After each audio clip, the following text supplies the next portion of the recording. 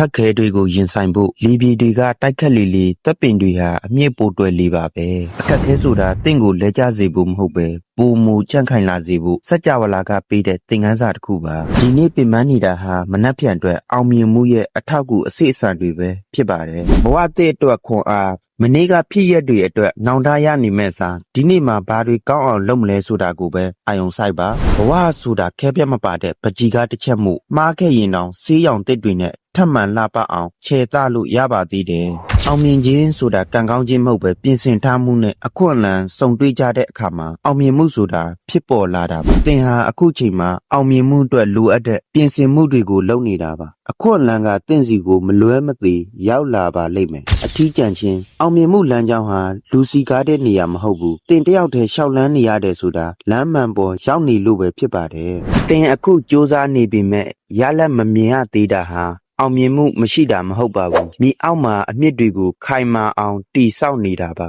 အချိန်တန်ရင်သင်မထင်မှတ်ထားတဲ့အရှိန်နဲ့ခုန်တက်သွားပါလိမ့်မယ်ဇွဲမလျှော့ပါနဲ့